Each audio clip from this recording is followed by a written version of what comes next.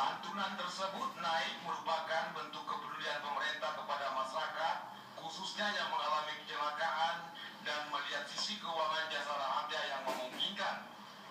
Mulkan yang baru beberapa bulan menjabat kepala cabang jasara harja Aceh mengatakan kenaikan santunan berlaku hanya untuk penumpang umum transportasi darat, danau, sungai, laut, dan penyeberangan. Sedangkan santunan penumpang udara tetap.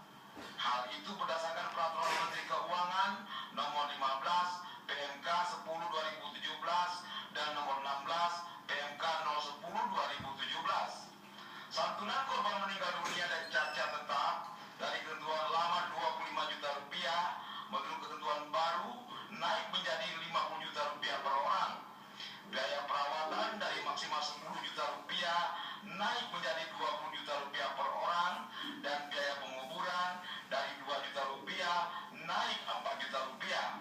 Pemerintah juga menetapkan penggantian biaya ambulan 500.000 rupiah dan biaya P3K 1 juta rupiah.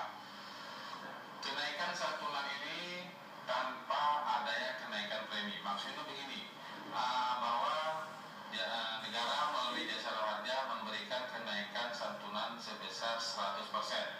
Contohnya untuk korban meninggal dunia, kalau sebelumnya 25 juta, sekarang besarnya 50 juta. Untuk biaya perawatan, kalau sebelumnya 10 juta, sekarang maksimal 20 juta. Dikatakan kenaikan daya santunan tersebut tidak diikuti dengan kenaikan premi karena